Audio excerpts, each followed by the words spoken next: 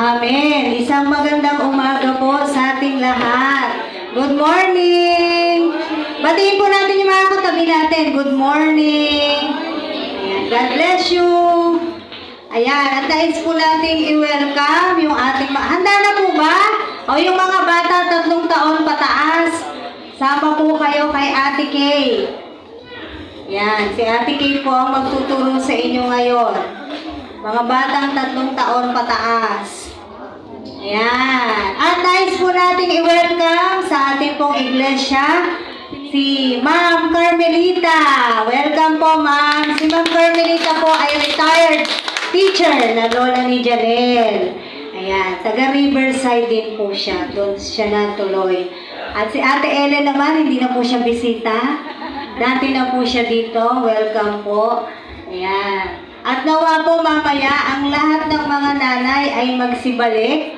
Meron po tayong gawain na nakahiwalay mamaya para sa mga nanay. So mamaya pong 1:30 mga nanay, balik po kayo dahil meron pa po tayong gawain. Amen.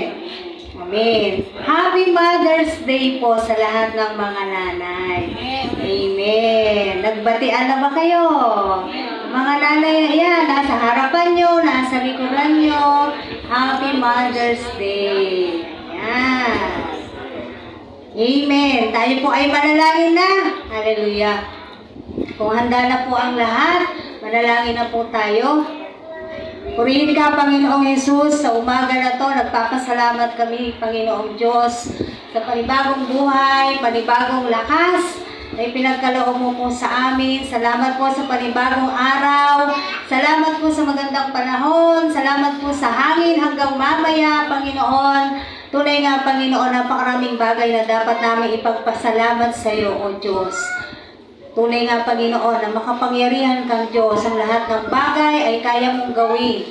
Ang lahat ng bagay, Panginoon, ay wala pong imposible sa iyo. Kaya patuloy na umaasa po kami sa iyo. Bago kami pumarito, Panginoon, alam mo na meron kaming mga kabigatan, merong mga pasanin, merong mga kaisipan na hindi maganda, merong mga kalungkutan, o ano pa man, Panginoon, ang dalahin ng bawat isa sa oras na to. Naniniwala kami sa aming paglapit sa iyo. Sabi mo nga, Panginoon, pasanin namin ang krus mo dahil magaan lang yung pamatok na galing sa iyo, O Diyos. Kaya pagagaanin mo anumang mga kabigatan meron ng bawat isa ngayong Panginoon.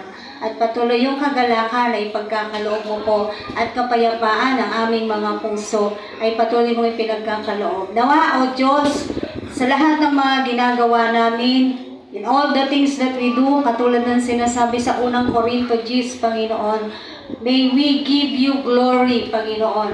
Simula pa kanina, nabibigyan ka namin ng kaluguran kung paano kami, Panginoon, sumasamba sa pamamagitan ng awit. At sa mga oras na to, sasamba kami sa pag-aaral ng iyong salita. Nawa, naluluwalhati po namin ang pangalan mo. Lalo't higit, Panginoon, in our practical lives, in our everyday lives, Panginoon, talagang nakikita yung kaliwanagan mo sa bawat buhay namin, Panginoon. Kaya Banal na Espiritu, wini-welcome ka namin sa aming kalagitnaan. There is none special here, Lord God, kundi ikaw lang, Panginoon. At wala kaming ibang itinataas sa lugar na to, sa iglesia na to, kundi ang pangalan ng Panginoong Jesus. Kaya God, sa iyo ang papuri. In Jesus' name, Amen! Amen! Hallelujah! Amen! Amen! So, sa umaga po na to, pag-aralan naman po natin, o meron akong katanungan. Actually, marami po tayong katanungan ngayon na maaari po nating sagutin sa ating mga sarili. Unang katanungan, bakit mahalaga na ang sanga ay nakaupong sa puno? Bakit? Ha? Para mabuhay. Siyempre, kung wala yan sa puno, ano mangyayari sa kanya? Mamamatay yan. Patay yan. Okay? So, napakahalaga na ang sanga ay nakaupong, nakadikit, nakakonek, nakakabit. Ano pa pong terminong gusto natin gamitin? nakakabit sa puno para mabuhay. Amen! Hindi lang siya para mabuhay. Para ano? Para lumago. Amen? At para ito ay mamunga. So kung ang sanga po ay wala o hindi nakaugpong sa puno, sabi nyo nga, yan ay patay. Pagpatay na yun sanga, ano ginagawa dyan? Yan, tinatapon na lang, di ba, no? O kaya, inaapuyan, sinisigaan, o ganyan na. Kasi wala na siyang gamit, patay na siya. So punta po tayo sa John 15. Yan po ang ating verse ngayon. 1 or John chapter 15 verses 1 to 5. Amen. So, makibukas po kayo ng inyong mga Biblia. Yung mga kapatiran natin o bisita natin na mga walang mga Bible, titignan nyo po. Ito meron sa ano, yan. Yung mga walang Bible, share nyo po sila ng Bible para nakikita po nila kung ano po yung ating pinag-aaralan. John chapter 15 verses 1 to 5. Nandyan na po ang lahat? Amen? May kausap pa ako. Nandyan na kayo? Amen. Sasagot po kayo. Amen. Yan. Sasagot kayo. Sabi rito, ako ang tunay na puno ng ubas at ang aking ama ang tagapag-alaga. Anong ginagawa ng God sa mga sanga? Pinuputol niya ang bawat sangang hindi namumunga at kanya namang pinuputulan at nililinis ang bawat sangang namumunga upang lalong dumami ang bunga. Parehong ginagawa doon sa sanga, pinuputol. Amen? Pero yung isa, yung namumunga, pinuputulan at nililinis. Kumbaga, binabawasan lang. Hindi talaga siya totally pinuputol. Amen? Verse 3, nalinis na kayo sa pamamagitan ng salitang sinabi ko sa inyo. Manatili kayo sa akin at mananatili ako sa inyo. Hindi makapamumunga ang sangang hindi nananatiling nakakabit sa puno. Gayon din naman, hindi kayo makapamumunga kung hindi kayo mananatili sa akin. Verse 5. Ako ang puno ng ubas, kayo ang mga sanga. Ang nananatili sa akin at ako sa kanya ang siyang namumunga ng sagana, sapagkat wala kayong magagawa kung kayo'y hiwalay sa akin. Amen. Salamat Panginoon sa mga salita mo sa umaga na to. Banal na Espiritu, patuloy na mangusap ka at maipahayag ang kalooban mo at nakapaloob na mensahe sa mga salita na to. At maunawaan po namin higit sa lahat, kami po'y makasunod sa iyo. In Jesus' name, Amen. So maliwanag po rito na sinasabi ng ating Panginoong Jesus, sino ang tunay na puno ng ubas? Siya at ang kanyang ama ang tagapag-alaga. Tingnan nyo yung verse 2. Pinuputol niya ang bawat sangang hindi namumunga. Bakit? Kahit naman po sa, kung natandaan nyo yung kwento ng the fig tree, nadaanan niya, nakita niya, di ba? Ba't walang bunga to? Anong sabi niya? Patayin na yan. Pag walang bunga, pinapapatay na. Nagko-consume lang ng space. No? Ako na lang po nagsabi nung nagko-consume ng space. Pero ang gusto ng Diyos, pag walang bunga, patayin. Tanggalin. Alisin. Katulad nito, pinuputol niya ang bawat sangang hindi namumunga at kanya namang pinuputulan at nililinis ang mga sangang namumunga para ano? Para lalong dumami ang bunga. Amen. So yung mga sanga po ay nire-representa ng bawat isa sa atin. Tayo po yung sanga at ang puno kung saan nakakabit dapat ang sanga ay ang ating Panginoong Diyos. Amen. At tayong mga sanga ay meron na po tayong binhi. Kaya ka nga napakabit doon sa puno dahil nagkaroon ka ng binhi. Tama po ba? Yung puno na yon, may binhi yon, may pinagmulan yon. Kahit sabihin mong napakalaking puno ng mangga, saan nagsimula yon nung itinanim yon? Hindi ba sa binhi? Sa buto. Tama po? No. Kaya yung tayo po na mga sanga ay meron po tayong binhi, kaya tayo napaugpong, kaya tayo napakabit doon sa puno. At ano yung binhi na yon? Yung po yung salita ng Diyos. Tingnan po natin sa Lucas 8. Marami po tayo, medyo marami tayong verse ngayon, no? Luke 8, 4-8. Tingnan natin yung binhi na yan na natanim sa mga taong nakapakinig na ng salita ng Diyos. Lucas 8, Luke 8, verses 4-8. Dating ang mga taong nanggagaling sa mga bayan-bayan at lumalapit kay Jesus. Nang natitipon na ang napakaraming tao, isinalaysay niya ang talinhagang ito. May isang taong lumabas para maghasik ng binhi. Sa kanyang paghahasik, may binhing nalaglag sa daan at nayapakan. At ang mga ito'y, anong nangyari? Tinuka ng mga ibon. May nalaglag sa kabatuhan. At pagtubo ay natuyo dahil sa kawalan ng halumigmig. Kasi sa bato eh. Verse 7. May nalaglag naman sa dawagan.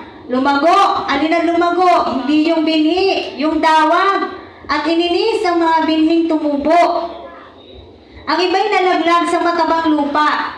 Tumubo at namunga ng tig-100 butil. At malakas niyang idinugtong. Makinig ang may pandinig, sabi ni Jesus. Si Jesus po nagtuturo nito ng talinghaga na to. So makikita po natin dito na yung mga binhi na naipagkaloob na po sa atin, yan po yung salita ng Diyos. Yung susunod na tanong, saan ka napatanim, kapatid? Saan napunta yung binhi mo? Ikaw ba yung na nagkaroon ka ng binhi, nahasigan ka naman, pero saan napunta? Sa daan. Nung may dumaan na ibon, anong ginawa ng ibon? Tinuka.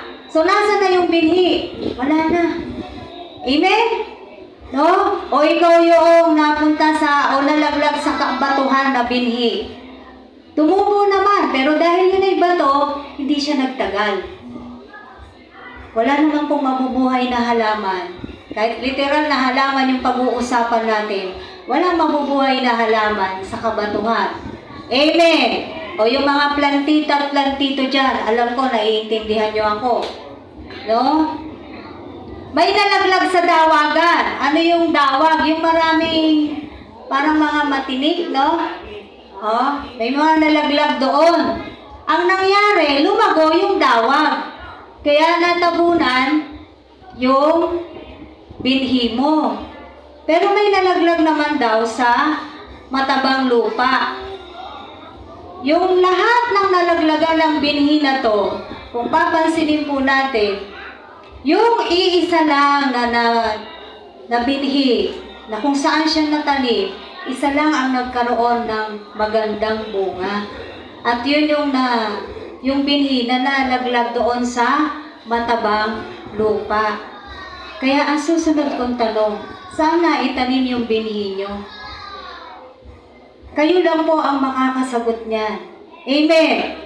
Saan na itanim yung binhi? Saan napunta yung binhing ipinagkaloob sa atin ng Diyos? Yan ba'y nalaglag at tinuka ng ibon? Yan ba'y natanim sa bato? Ang bato, ano ang karakteristik ng bato na una nating masasabi? Matigas. Oo, matigas. No? Kaya hindi tayo magtataka kahit na sabihin mong nakakilala na yung tao na to, pero bakit parang hindi pa rin siya nakakilala sa Panginoong Diyos? Ito po yung dahilan. Depende kung saan nalaglag yung binhi. Depende kung saan dinala yung binhi. Depende kung saan napunta yung salita ng Diyos na itinanim sa Kanya. Amen. Ngayon, mamaya, limi-limiin natin. Saan napunta yung binhi ng Diyos na ibinigay niya sa akin? Tingnan mong mabuti. Tingnan natin mabuti. Saan na itanim? Baka akala mo, ikaw ay nasa matabang lupa. Isa lang naman ang pruweba. Kung ang binhi mo ay nasa matabang lupa, anong mangyayari? Magkakaroon ka ng bunga. Ang bunga ng matabang lupa na yon, namunga ng tig-100 butil. Yun yung pinaka-pruweba kung ikaw ay natanim, yung binhi na ibinigay sa'yo ay natanim sa matabang lupa, dapat may bunga. Amen. No? So malalaman natin yan base sa lagay ng puso po nating mga tao. Malalaman po natin yan base sa lagay ng sanga. At ikaw yung sanga. Ikaw at saka ako yung sanga. Nasaan tayo bilang mga sanga? Kasi merong puno. Meron tayong tunay na puno. Nasaan ka? Ikaw ba'y nakakabit? O ikaw ay nalaglag na? Natagpas ka na? Tinanggal ka na? Kasi hindi ka namumunga. Amen. So, tanungin natin yung ating mga sarili. Patay o buhay ba yung sanga? Yung patay, hindi po siya literal namamatay physically. Pero anong namamatay? Spiritual. Pagpatay ang spiritual, marahil yung binhi nalaglag doon sa 3. Isa doon ang kinalaglagan. Amen. Ang 4 na tanong, anong bunga ba ang hinahanap ng Diyos sa atin? Usually, itong verse na to ginagamit pag sinabing bunga, kailangan meron tayong naakay. Tama naman yan. Meron tayong naakay, meron tayong naimbita, meron tayong nadala sa Panginoon. Tama naman po yan. Isa yun sa bunga na dapat meron tayo. Remember, yung binhi na natanim sa matabang lupa, ilan ang naging, bunga niya? 100. Tig-100 butil, sabi nga rito eh. Amen? No? Marami. So ano ba yung bunga hinahanap po sa atin ng Diyos? Bukod dan sa sinabi ko na dapat meron tayong nadala sa Panginoon, dapat meron tayong nadi-disciple na, dapat meron na tayong inaalagaan, kasi yan na po yung bunga natin. Kung nadala mo na yung kapatid mo, ang nanay mo, tatay mo, asawa mo, pamilya mo sa Panginoon, isa yan sa bunga na hinahanap ng Diyos. Praise God, nadala mo. Pero meron talaga ang iba pang bunga na hinahanap ang Diyos sa atin. Unang-una, nung tayo po ay nataniman, nabigyan ng binhi. Ano yon? Nasa Lucas 10, 25, 28, Luke 10. Sabi po rito, verse 25 to 28. May eskribang lumapit kay Jesus upang siya'y subukin. Guro, anya, ano ang dapat kong gawin upang magkamit ng buhay na walang hanggan? Sumagot si Jesus, ano ang nakasulat sa kautusan? Ano ang nababasa mo roon? Tumugon siya, ibigin mo ang Panginoon mong Diyos ng buong puso, ng buong kaluluwa, ng buong lakas, at ng buong pag-iisip. At ibigin mo ang iyong kapwa gaya ng iyong sarili. Tama ang sagot mo, wika ni Jesus. Gawin mo yan at mabubuhay ka. Amen. Nakita po natin, so ang unang bunga na dapat meron ang mga nagkaroon na ng binhi, nataniman na ng binhi ng Panginoong Diyos, ang bunga na makikita sa iyo ay yung pagmamahal mo doon sa tumawag sa iyo. Yung bunga na dapat nakikita sa iyo at sa akin ay yung pagmamahal mo doon sa lumikha sa iyo. Remember, we have our Creator. Meron pong manlilikha. Kung walang manlilikha, wala naman tayo eh. Amen? Kung walang manlilikha, wala po tayong lahat dito. Kahit pa sabihin mong galing ka sa nanay at tatay mo, saan galing ang nanay at tatay mo? Sa nanay at tatay niya, saan galing ang nanay at tatay niya? Di ba tayo matatapos? Pero may pinagmulan yan. Tama po ba? May pinagmulan ang lahat ng yan. Dahil may nilikha ang Diyos. Kaya dapat, ang unang bunga na nakikita sa atin, anong sabi rito? Ibigin mo ang Panginoon mong Diyos ng buong puso, buong lakas, buong isip, at buong mong kaluluwa. Paano ba mahalin ng Diyos? maraming tao, hindi maibig-ibig ang Diyos. Mahirap bang mahalin ng Diyos? No? Mahirap po ba siyang mahalin? Sa tingin ko'y hindi. Hindi siya mahirap mahalin. Ngayon, bakit nahihirapang ang mga tao na ibigin ang Diyos? Bakit nahihirapan ang mga tao na ibigin yung manlilikha niya? Bakit nahihirapan ang mga tao na yung makapangyarihang Diyos, makapangyarihang hari ay hindi maibig-ibig? Hindi na nga pag-ibig hindi nga matanggap Bakit? Gumawa sila ng ibang Diyos nila Yung iba gumawa ng ibang Diyos nila. Amen. Bakit sila naghahanap ng ibang Diyos? Kung ang sinasabi sa Biblia, si Jesus ang daan, ang katotohanan at ang buhay. Walang makapapasok sa Ama kung hindi sa akin. Maliwanag po yun. Amen. Jesus said, I am the way, the truth, and the life. No one comes to the Father except through me. Sabi ni Pastor Ed Lapis kagabi, pinapanood ko siya. Kung tunay ang relihiyon mo, bakit kailangan pang mamatay ni Jesus sa krus? Kung ang sinasabi mong relihiyon mo ay tama, bakit kailangan niya pang gawin yun? Kung hindi ka naniniwala kay Jesus, sinong pinaniniwalaan mo at saan ka nagmula? Sagutin mo lang yung mga tanong na yan. Maging yung mga tao sa ating paligid. Marami pa rin mga tao hindi naniniwala sa Panginoong Jesus. Kaya natin sinasabing hindi sila naniniwala dahil meron nga po silang ibang Diyos. Meron silang ibang sinasamba. Mas gusto pa nilang paniwalaan si Jose Rizal kaysa sa Panginoong Jesus. Amen? Mas gusto pa nilang paniwalaan na ang Diyos nila'y hayop kaysa sa Panginoong Jesus. Marami hong ganyan.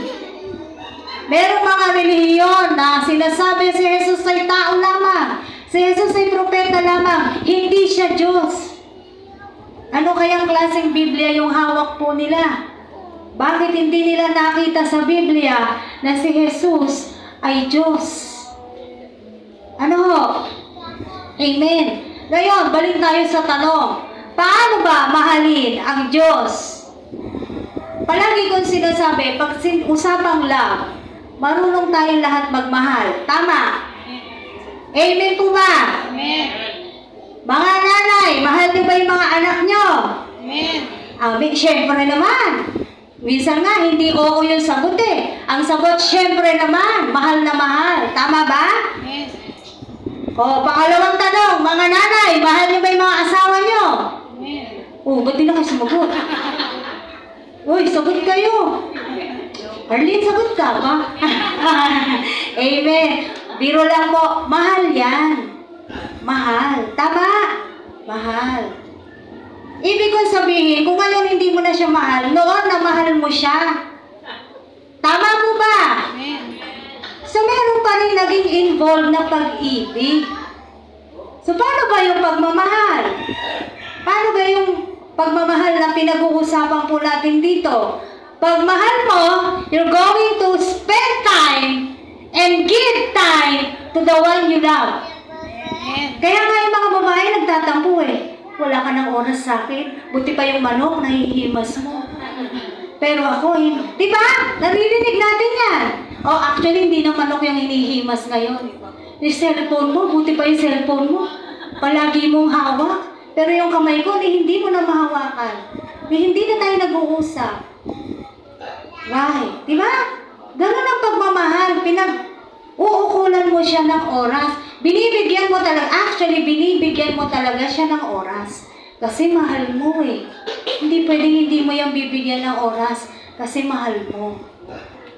Gagawa at gagawa ka ng paraan kasi mahal mo. Kaya nga nagkaroon tayo ng kasabihan. Ang pag-ibig, harangan man ng sibat. Natandaan niyo yung kasabihan na yan? Ano karugtong? Ano? Hahamakin ang lahat. Masunod ka lamang. O, kayang ipaglaban yung pag-ibig sa tao. Ang pag-ibig sa Diyos, kumusta? Kaya ba natin nating paglaban yung pag-ibig natin sa Diyos. Ay Lord, teka, busy ako. Lord, naalis ako sa linggo. Wala akong oras, Lord. Kaya hindi ako sasamba, hindi ako makaka-attend, hindi ako makakapag-Bible study, hindi ako pwede sa discipleship. Wala akong panahon. Ngayon, sagutin niyo yung tanong. Pagmamahal ba yun sa Diyos? Madaling magsabi, mahal ko ang Diyos. Bakit? Nakakahiyan sabihin, hindi mo mahal ang Diyos. Lalo na kung ikaw ay born again. Amen? Pero sa totoo nangyayari. Sinasabi mahal ang Diyos. Pero tignan mo, kapag kakailangan, nasaan? Oras lang, oras. Isa pa lang itong pinag-uusapan natin. Oras pa lang na kailangan ibigay sa Diyos. Oras na para manalangin ka. Ang dami ko pang tatapusin, Lord. Oras na para magbasa ka ng Bible. Teka, Lord, nandito ako sa girlfriend ko o nandito ako sa boyfriend ko. Buti pa yung boyfriend at girlfriend, pinaglaanan ng oras. Pero yung kanyang manlilikha, sabi sa mga ngaral, alalahanin mo yung iyong manlilikha habang bata ka pa. Nabasa nyo na yon? Kung di nyo pa nabasa, basahin nyo sa mga ngaral. Dahil darating ang panahon, hindi mo na kaya. Hindi mo na kayang bihisan ang sarili mo. Nabasa nyo na yon? Nasa mga ngaral din. Darating naman talaga yung panahon, di ba? Hindi mo na kaya. Oh, pag hindi mo na kaya, doon ka magkukumahog na, Lord, gusto ko sumamba. Kung kailan hindi mo na kaya, habang ngayon malakas ka, ba't hindi mo gawin sa Diyos? Nabigyan mo siya ng oras, nalaanan mo siya ng oras. Kaya nga sabi niya 6 na linggo sa inyo, 1 araw lang sa akin. Kinukuha pa rin yung 1 araw ng mga tao. Bakit? Para sa mga tao, mas mahalaga yung kanilang lakad, mas mahalaga ito, mas mahalaga ito. Kung wala rin lang mabigat na dahilan. O, depende po yan ha, baka may pagkakamali po ninyo. Meron talagang mga tao, mas pinipili nila yung lakad kaysa sa pananambahan sa Diyos. Amen. So, isa pa lang yan. Paano mahalin ng Diyos? Bigyan mo siya ng oras. Ilang oras binibigay ang Diyos sa atin? Ilang oras? 24 hours. Tama? Sige, compute ninyo. Yung 24 oras na yan na binibigay sa atin ng Diyos. Napakaraming oras dyan. Saan natin ginugugol? Hindi ba sa sarili natin? Bakit hindi natin sasabihin sa sarili natin? Sa trabaho. Amen? Trabaho sa labas, trabaho sa loob. Labas ng bahay, loob ng bahay. Parehong may trabaho yan. Hindi ba doon natin nagugugol yung ating mga oras? Ilang minuto sa Diyos. O diba? Tingnan mo. Meron ka bang 1 oras na nilalaan para sa Diyos? At least man lang 1 oras sa iyong devotion, sa iyong pagbabasa, sa iyong pagme-meditate. Dahil sabi ng Biblia, Joshua 1:8, meditate thy word. Actually, it's day and night. Masasagot din natin yan sa ating mga sarili. Doon pa lang, maraming babagsak. Amen. Pero mahirap ba yun? Alam nyo, nagiging mahirap siya. Bakit? Kasi ayaw siyang gawin. Life is a choice. Kung ayaw mong gawin, mahirap talaga para sa'yo. Lalaanan ng oras ang Diyos. Amen. Pangalawa, paano ba mahalin ang Diyos? Listening to Him. Makinig ka sa Kanya. Bakit nagsasalita ba ang Diyos? Oo. Nasaan? Ito. Ayan, hawak nyo. Nandyan ang mga salita ng Diyos. Makinig ka. Kung ano sinasabi niya rito, pakinggan mo. Sabi ng Diyos, huwag kang pupunta sa kaliwa. Hindi, Lord, masarap dito sa kaliwa. Naintindihan natin? Hindi ba pinipilit natin kasi masarap doon? Ay, hindi, Lord, maganda dito eh. Masaya dito, Lord eh. Dito sa kanan, ang pangit. Pero anong sabi sa Mateo? Makipot ang pintuan patungo sa langit. Pero napakaluwang ng daan patungo sa kapahamakan. Kung pipili ka ng daan, masarap naman talagang dumaan sa maluwag na daan. Bakit ka ba makikipagsiksikan kung meron namang maluwag na daan? Diba? Tama yung logic. Pero kung pipiliin mo yung maluwag na daan na yon, doon sa dulo, makikita mo ang kapahamakan naghihintay sa lahat ng dumaan o dadaan sa maluwag na pintuan. Gusto mo pala ng madali, O sige, madali pala. Ayan, dumaan ka sa madali. Pero sa dulo, nandoon yung paghihirap ng walang katapusan. Amen. So makinig po tayo sa Diyos. Bukod sa salita, may mga nangangaral katulad nito, nakakapakinig kayo ng salita ng Diyos. Listen! Listen to His Word. Pangatlo, paano ba mahalin ng Diyos? Yung mahal natin, mga mahal natin mga tao, example ako, yung asawa ko. Kahit po madalas kaming, kumbaga yung, hindi kami sweet na nakikita, pero mahal namin ang isa't isa, mahirap siyang iwan. Hindi ko siya basta-basta maiiwanan o iiwanan. Bakit? Mahal ko siya. Tama? Pag ba sinabi sa inyo, iwan mo na yung asawa mo, susunod ka ba agad?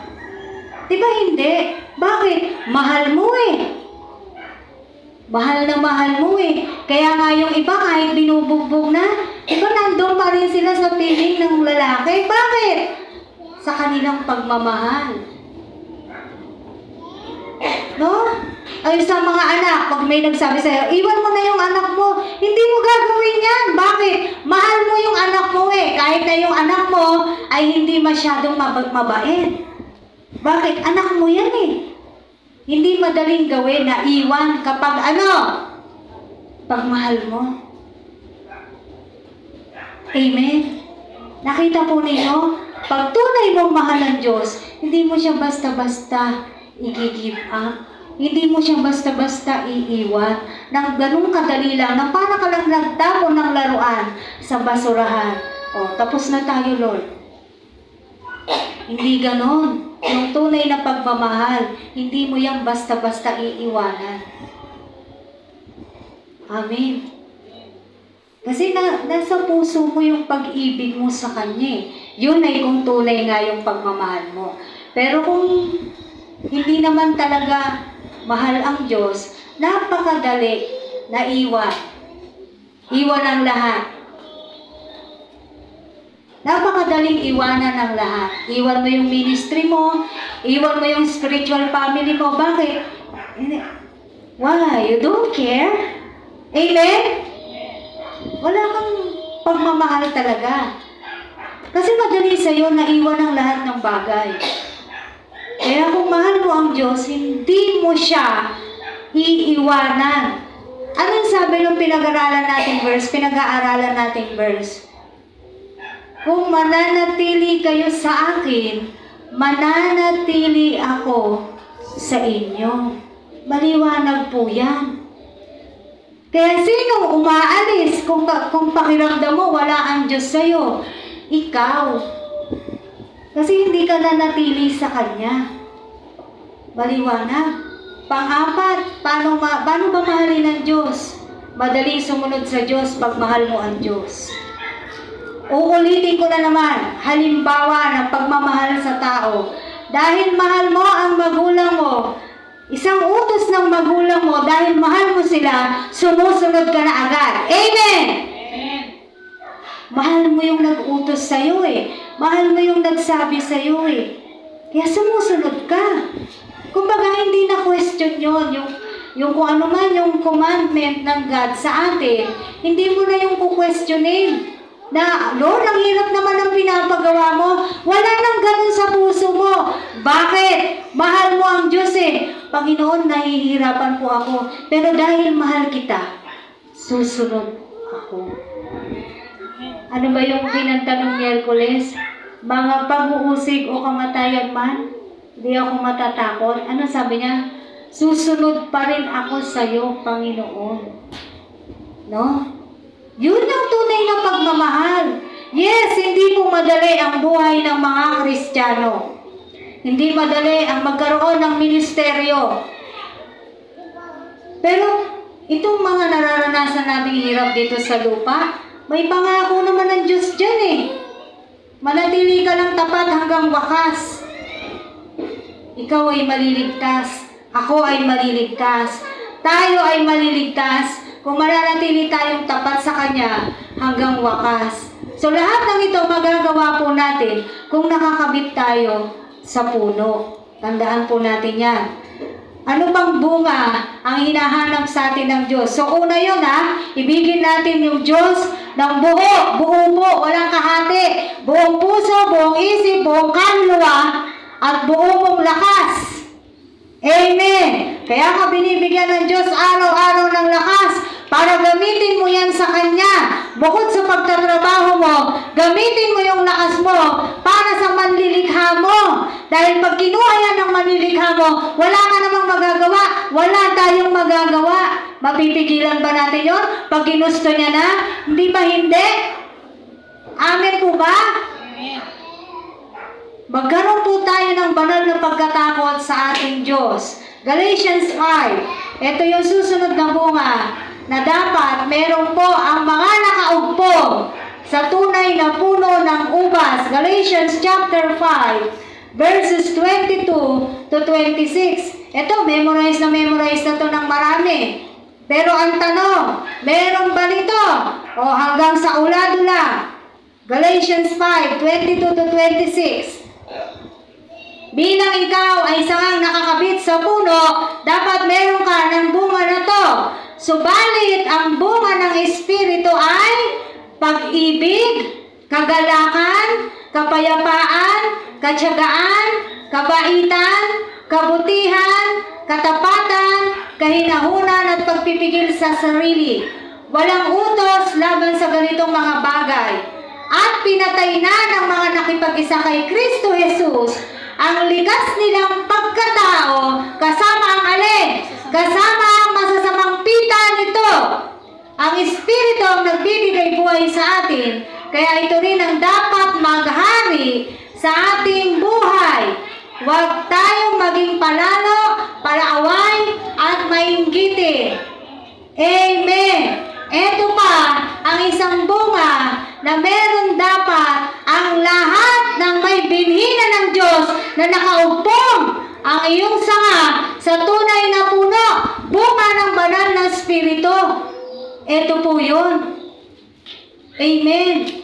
Pag-ibig, kagalakan, siyang po lahat yan. Kapayapaan, katapatan, kahinahunan, kabaitan, kabutihan.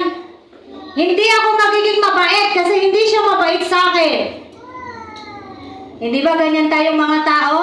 Kung hindi siya mabait sa akin, bakit ako magiging mabait sa kanya? Kung hindi siya mabuti sa akin, bakit ako magiging mabuti sa kanya? Amen? Yung mga natural na response ng mga tao. Pero ang sabi, ito yung bunga na meron dapat ang mga Kristiyano. Mga Kristiyano na.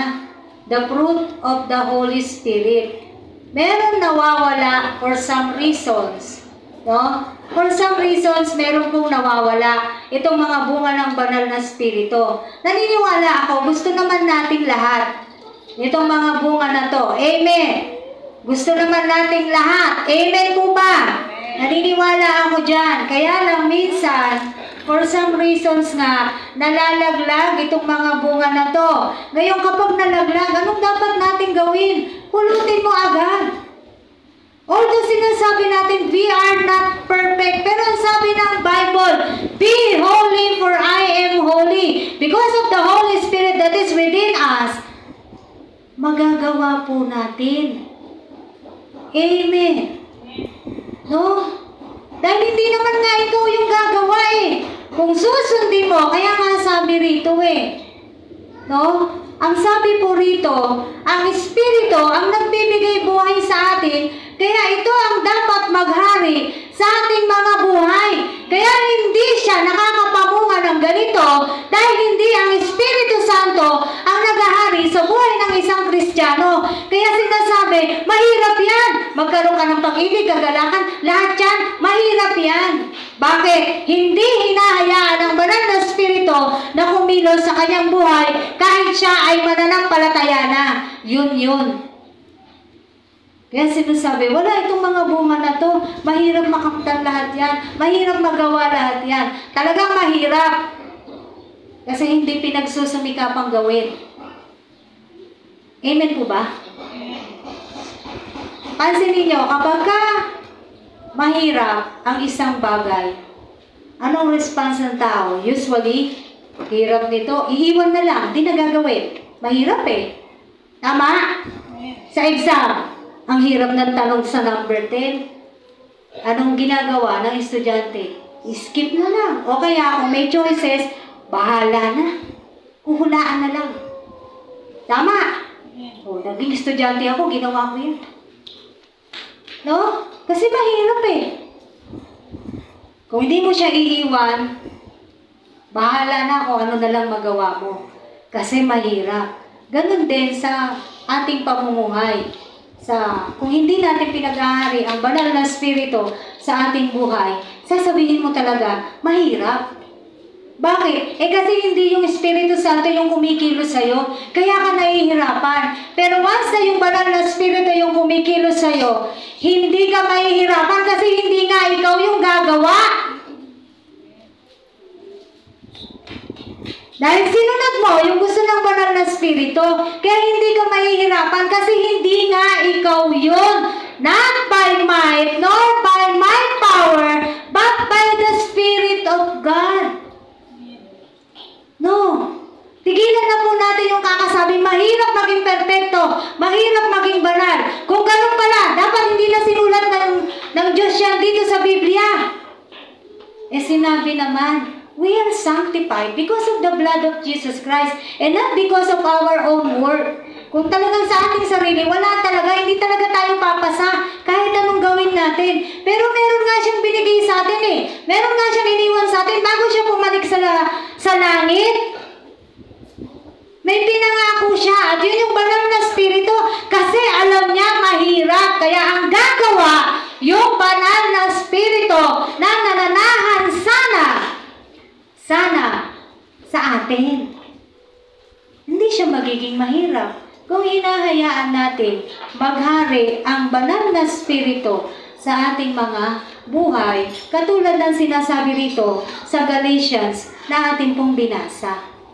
Ang mga nakipag-isa na kay Kristo Jesus, no, iniwan na nila yung likas nilang pagkatao, nabubuhay na, no, kasama na yung masasamang pita. Wala na yun. Bakit nakaupong ka dun sa puno eh? Nakakulit ka dun sa puno eh. Kaya iniiwasan mo lahat ng mga masasamang pita, hindi mo na ginagawa. Bakit? Sa tulong ng banal na Espiritu. Amen. At hindi po dahil dahil magaling ka, dahil palagi ka nagbabasa ng Biblia, hindi po siya, hindi nga dahil sa atin eh.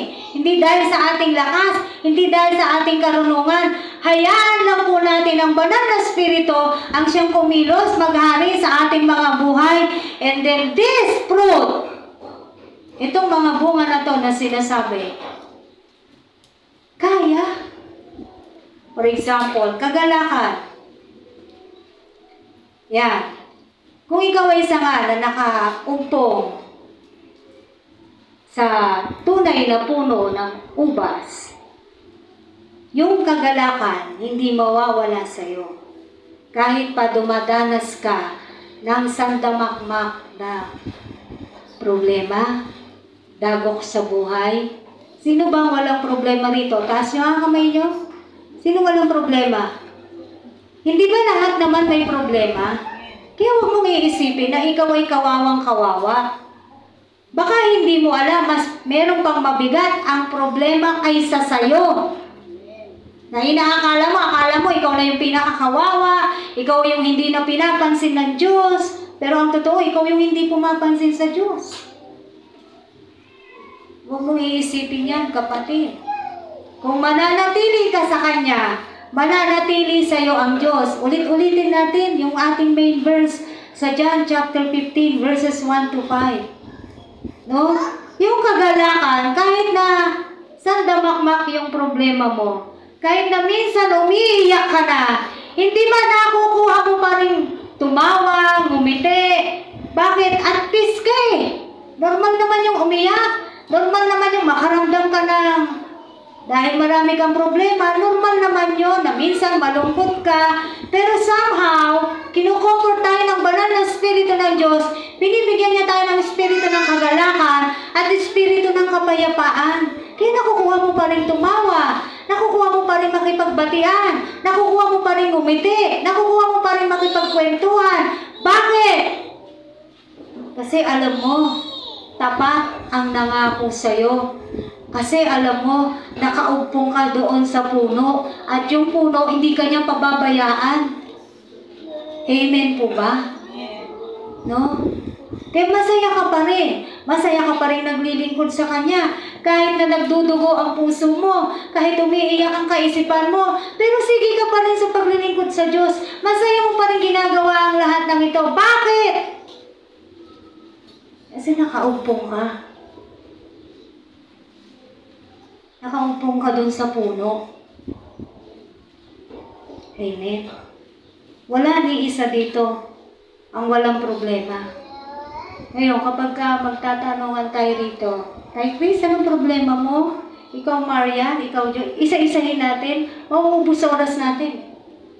Tama? Sa isang tao pa lang, ilan na ang problema niyan eh. O, di ba? Baka kung ako pa lang po, sabihin ko na sa problema sa inyo. Ay, hindi nyo nakayanin. Nakikita niyo yung bigat? Kapag pare-parehong mananampalataya, normal naman ang pag-usapan ng problema. Pero tignan niyo, sa inyong pag-uusap, kung wala ang Diyos sa inyong pag-uusap, nag-uusap kayo na nag-uusap tungkol sa problema nyo, hindi ba bigat na bigat kayong dalawa? Tama? Wala kayong maranasan na kagalakan, kapayapaan, kasiyahan. Nasaan? Kung nakaupong ka sa puno, nasaan yun? Bakit hindi mo masambit? Di ba, sis? Kahit na ganito tayo, meron man tayong Diyos. Bakit ganon? Napag-usapan niyo yung problema, tapos biglang kambyo. Di bale, may pangako naman ng Diyos sa atin eh. Hindi niya tayo pababayaan, nihihiwan man. Amen? Dapat may ganon, hindi yung tinapos niyo siya sa usapin na pareho kayong nabigatan. No. Kaya mga kapatid, yung kagalak, kapag ikaw ay nakaumpong, ikaw ay sangang nakaumpong sa puno, tingnan niyo yung mga sangang nakaumpong sa puno. Hindi ba nagdadahon-dahon yan? Nagdadahon-dahon yan, tama? Namumulaklak. Hanggang sa magkaroon siya ng sarili niyang bunga. Kapag nagdahon-dahon yung mga sanga na yan, hindi ba ang ganda niya? Tingnan niyo yung aura niyo. Kung nakakabit ka sa puno, tingnan mo ang aura mo. Tama ba? Hindi, nakakabit ako sa puno. Eh bakit laging parang hindi maipinta kahit si Amor Solo yung mukha mo? Iyon yung sinasabi nating inner joy.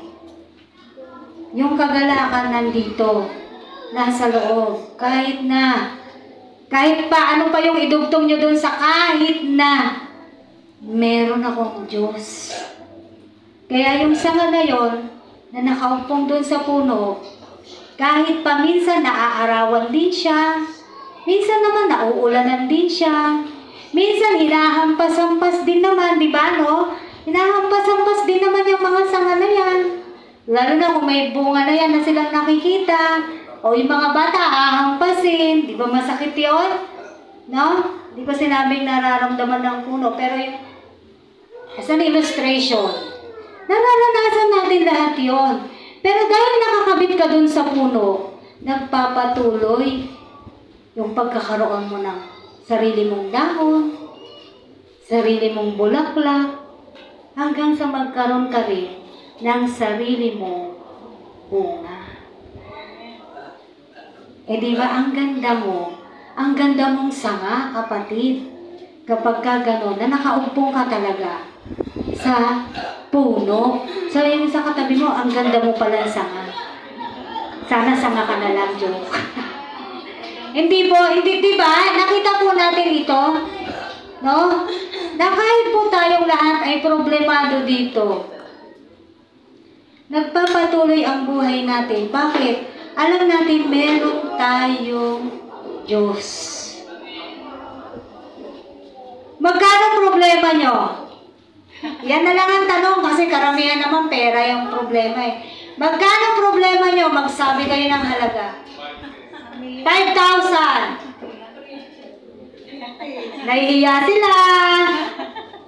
Sige, doon na lang tayo sa 5,000. Yung nagsabi ng problema niya, 5,000. Alam mo ba, kapatid, na merong namang problema ngayon na kapatid natin na 700,000 may debt? Tapos ikaw, ang problema mo, 5,000, nagkulang na lang. Hindi ko sinasabing ikaw yung dari. Para sa lahat. Kulang na lang, gumib up ka. Kulang na lang, iwan mo ang Diyos. Pero yung isa, ang problema, konti na lang, 1,000,000 na. Ngayon, saan ka? Alin gusto mong problemahin?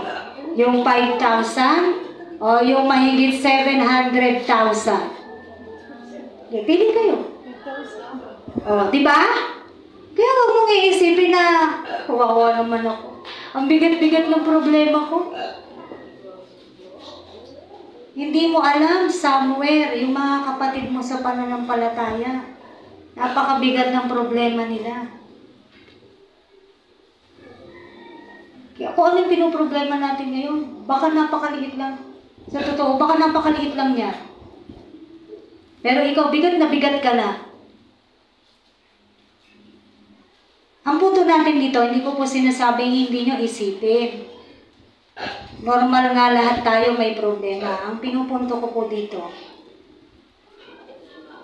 bless ka pa rin. Bless pa rin ako. Bless ka dahil wala kang sakit. Amen. Bless ka, wala ka sa ospital. Amen. Bless ka kasi kumpleto yung bahagi ng katawan mo. Kaya mong tumakbo, kaya mong maglakad, kaya mong umabot, o kahit ano-ano. Napakapalad natin. Yun yung mga bagay na hindi po natin nakikita. Bakit?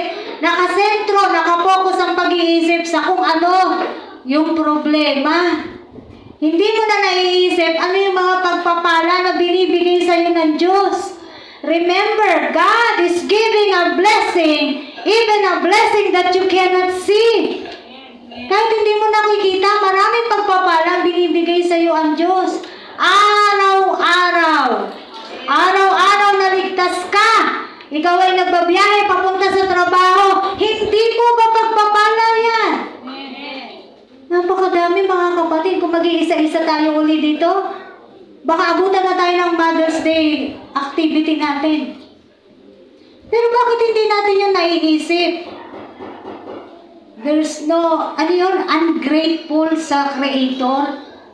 Walang pasasalamat doon sa manlilikha. Walang pasasalamat sa Diyos. Kasi lagi na lang nakikita ay yung kanyang problema. Hindi niya naisip, ginising ka pa ng Diyos. Nabuhay ka pa, nagising ka pa sa araw na to. Amen. O may dinaramdam ka sa katawan mo, bless ka pa rin. Amen. Bless ka pa rin. Kahit nasabi mong masakit ang, kung ano masakit sa'yo. Pero karamihan naman, masakit ang bulsa. No? Pero bless ka pa rin. Kasi bakit? Di ka nakaratay.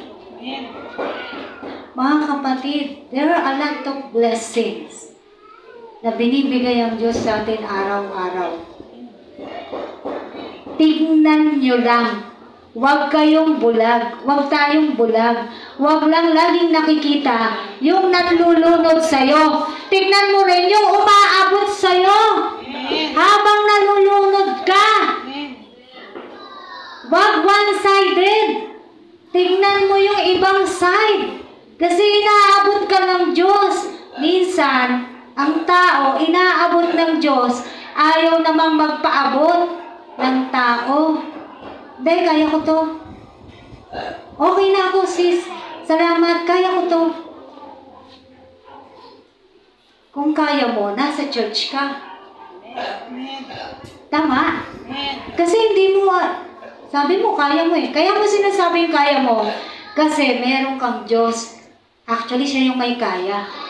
Hindi ako, hindi ikaw. Confident ka na sabihin mo yon kasi alam mo, nakaupo ka doon sa puno at hindi ka pababayaan ng puno. Ganon po yun, mga kapatid. Kaya mamaya, isipin mo uli yung problema mo. Yan, ikumpara mo doon sa more than 700,000.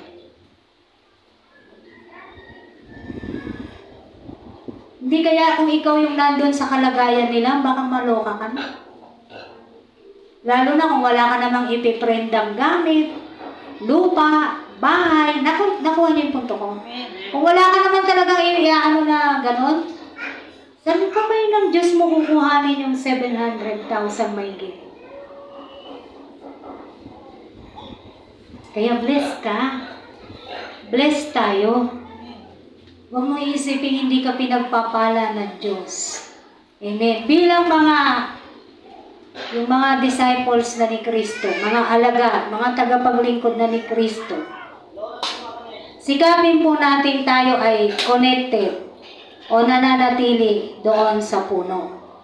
Bilang ikaw ay naglilingkod na sa Diyos, sikapin po natin, uulitin ko, na tayo po ay makapanatiling nakakabit, nakaumpong doon sa puno para mapanatili po natin yung pagpoproduce natin, yung mga bunga natin para lumabas pa rin yan, ay yung bunga na pinag-uusapan natin dito, ay yung mga inaral natin. Una, love the Lord your God, and then the fruit of the Holy Spirit, and other spiritual productivity na kailangang merong bunga ang isang mananampalataya. Amen. Ang isang sanga, no? Ang isang sanga, kumukuha yan ng lakas niya sa puno. Yung sanga na yan, kumukuha rin niya ng, kahit po totoong pinag-uusapan natin ay puno at sanga. Tingnan nyo na lang, kahit saang aklat, ang sanga, kumukuha yan ng lakas niya sa puno. Kumukuha yan ng nourishment niya sa puno. Amen. Nakakabit siya dun eh. Kumukuha siya ng nourishment niya doon. Kumukuha siya ng protection niya sa puno. At kumukuha siya ng energy niya doon sa puno. Eh, napakahalaga. Nakakabit ka doon sa puno. Kasi kung hindi ka nakakabit doon sa puno, talagang manghihina ka. Hanggang sa mawala ka. Hanggang sa maputol ka na lang bilang isang sanga. Mamatay na lang yung sanga. At ano yung namamatay? Yung ating pong spiritual lives. At pagpatay ang sanga, dahil hindi siya konektado sa puno, anong mangyayari? Walang bunga. Walang bunga. Wala kang bungang maaasahan sa isang sangang patay. Wala kang bungang makikita sa sanga na patay. Walang bunga. Wala itong mga pinag-usapan natin. Bakit? Patay eh. Amen. So, anong kailangan po natin? Kailangan po natin ng araw-araw ng pag-surrender ng buhay po natin sa Diyos. Araw-araw. Hindi talaga natin kayang mabuhay kung wala ang Diyos. Kaya araw-araw ang paglapit. Araw-araw ang pakikipag-usap sa Diyos. Anong sabi sa Thessalonica? Pray unceasingly. Walang patir. Walang tigil na pananalangin. Kailangan lagi po tayo nakikipag-usap sa Diyos. Araw-araw mag-repent ka. Bakit? Araw-araw nagkakasala tayo. Amen. Araw-araw Mag-repent po tayo. At araw-araw, tiyakin mo na konektado ka sa puno nang sa ganon makalakad ka sa mundo na to, sa buhay na to, ayon sa gusto ng banal na Espiritu. Yun yung sinasabing walk in the Spirit. Sabi po sa awit or Psalms 92 verse 15. Tingnan niyo po ito. Psalms chapter 92 verse 14. Awit po sa Tagalog. Awit 92 verse 14. Tuloy ang pagbunga kahit na ang punong ito ay tumanda, lunti at matatag, at ang dahon nito ay laging sariwa. Hindi ba napakaganda? Even in our old age, mananatili, magpapatuloy ang iyong bunga kung nakakabit ka sa puno. Kaya huwag mo rin sasabihin, ay matanda na ako, wala na akong kayang gawin para dyan. Hindi ko na ano yan. Kayo na lang mga bata. Hindi. Walang edad-edad. Pag tinawag po ng Diyos, wala po sa edad yun. Whether ikaw ay bata, hindi masyadong bata, o hindi masyadong matanda, o matanda na. Ang sabi rito, tuloy ang pagbunga, kahit na ang punong yon ay tumanda, lunti at matatag pa rin, at ang dahon nito ay laging sariwa. Amen?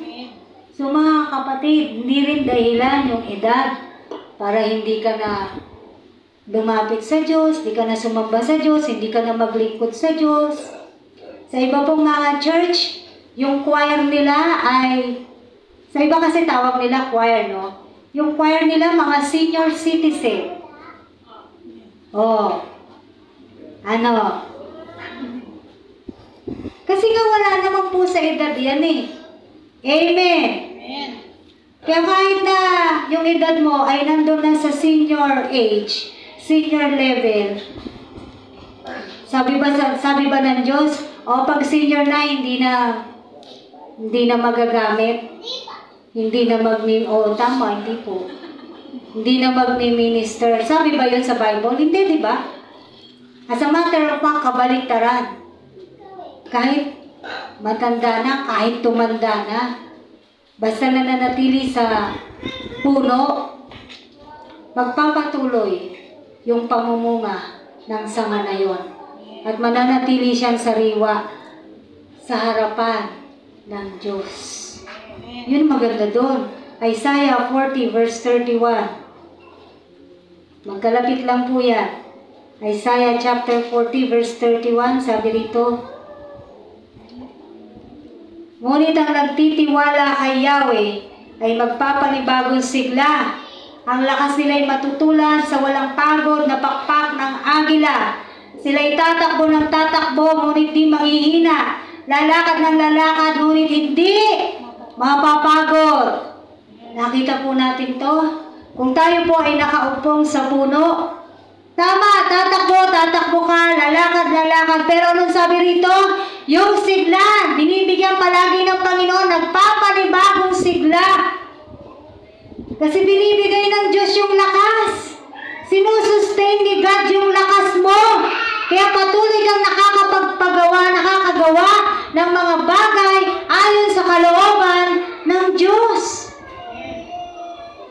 Kahit galing sa trabaho, sige lang, hahayo pa, mananalangin pa. Maglilinis pa dito. Bakit? Sinusustain ng God yung lakas.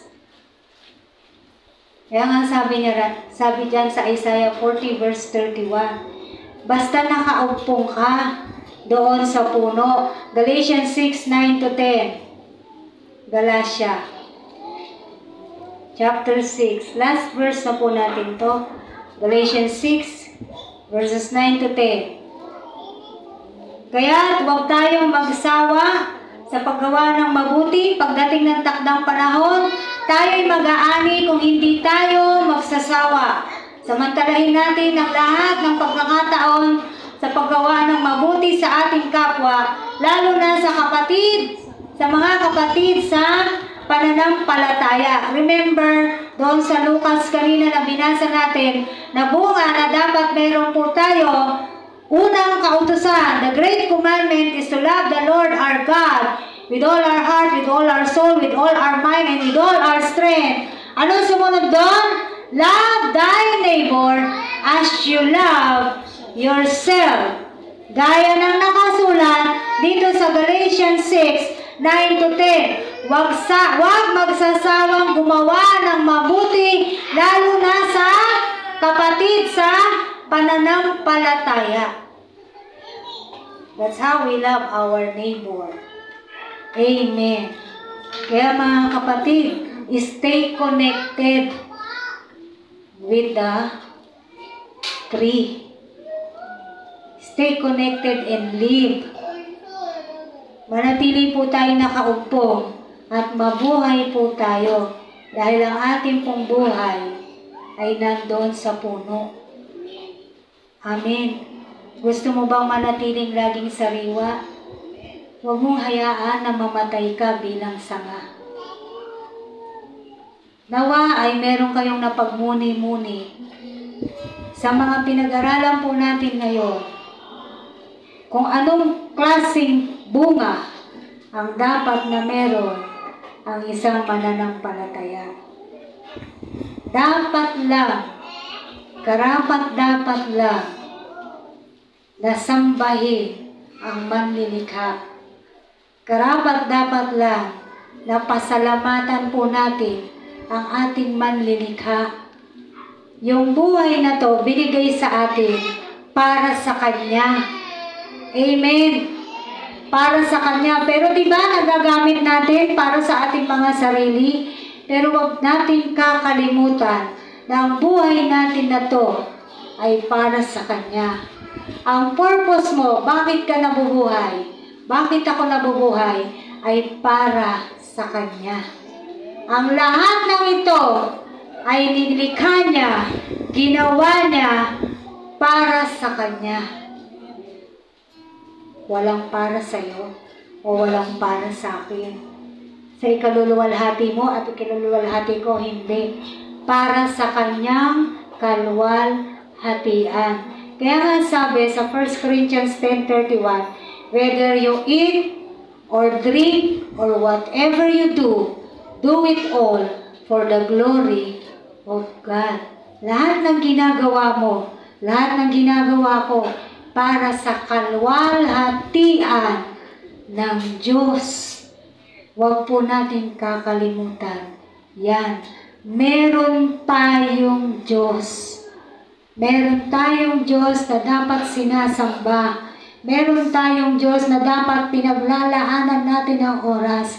Merong Diyos na napako sa krus dahil sa iyo, dahil sa akin. Merong Diyos na umako ng kasalanan mo, kasalanan ko. Merong Diyos na nagligtas sa iyo at sa akin sa tiyak na kapahamakan. Kaya mga kapatid, huwag nating kalilimutan ang Diyos. Amen. Tayo pong lahat ay tumayo.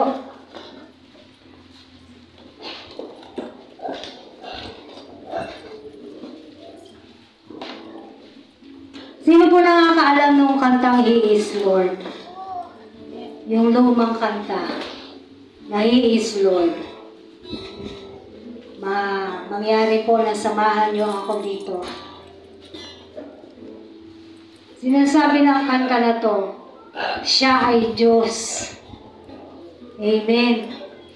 Na yung sinasabi natin, pinag-aaralan natin ngayon, huwag mong kalimutan na merong puno, na merong Diyos, na dapat tayong mga sanga nakakabit doon sa puno, nananatili doon sa puno, na meron tayong dapat sinasamba na tunay na Diyos, and He deserves all our praises. He deserves all the glory. He deserves everything in us. Amen. Hallelujah. Purihin ka, Panginoon. Hallelujah. He is Lord.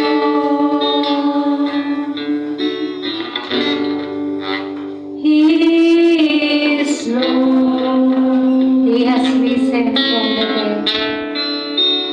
He has risen from the dead, and He is Lord. Every knee shall bow. Every knee shall bow. Every tongue confess. Every tongue confess that Jesus Christ is Lord. Hallelujah.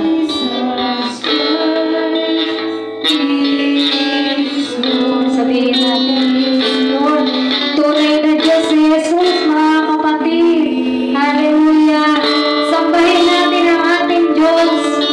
Sambahin po natin ang ating manlilikha. Hallelujah. Para sa Kanya ang araw na to. Para sa Kanya ang lahat ng ito. Kung bakit tayo naririto. Hallelujah. Para sa Kanya ang gawain na to. Hallelujah. Every knee shall bow, Lord. We will bow unto you, Lord God. Every knee shall bow. Every tongue confess